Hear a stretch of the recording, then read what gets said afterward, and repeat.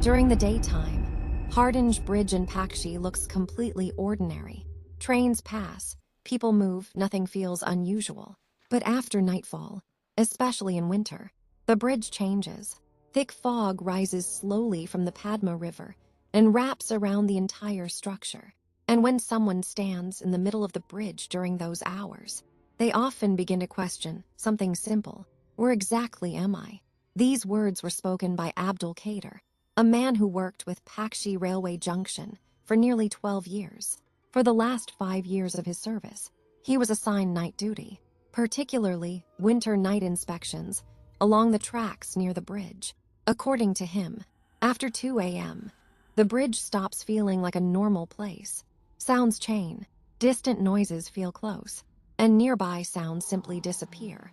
Among local residents, a story has circulated for decades. Near the end of the British era, possibly during a winter night in the 1940s, a severe train accident reportedly occurred near the Hardinge Bridge railway line. The fog was so dense that the train driver failed to understand the signals in time. Rescue operations were delayed, and due to the strong river current, many passengers were swept away. Official records mention the accident, but the exact number of deaths was never clearly documented. Since then, the bridge has carried a quiet, unspoken fear.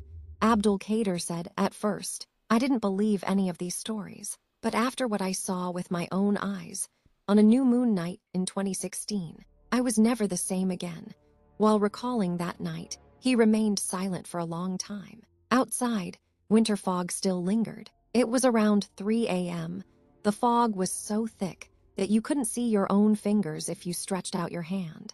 Suddenly, I heard the sound of a train whistle coming from the bridge, clear and unmistakable. Following protocol, I immediately contacted the station. They told me there was no train scheduled on that line at that time. At first, he assumed the sound had carried from a distant train through the wind, but then he noticed something. There were several people standing on the railway tracks, not very close, not very far. Their faces weren't visible.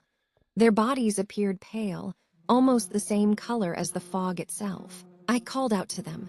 No one responded. Within seconds, they disappeared into the fog. That's when the fear truly entered my body. My hands were shaking from the cold, yet I was sweating. The next morning, he submitted a written report of the incident. An investigation followed. Nothing was found. There were no signs of human presence nearby. No irregularities appeared in train movement records. In the years that followed, several other railway workers reported hearing similar sounds. Some claimed that on new moon nights, standing near the middle of the bridge caused a strange pressure, an overwhelming feeling that they needed to leave immediately. Longtime residents of Pakshi say they don't dismiss these incidents as ghost stories, but they also don't blindly believe them. Their explanation is simple. Some places cannot forget their past. Hardinge Bridge still stands today, just as it always has. Countless trains cross it every day. In daylight, nothing feels out of place. But on deep winter nights, when thick fog covers everything, those who stand alone on the bridge know this structure is not made of iron and stone alone. Within it remain memories that have never fully disappeared.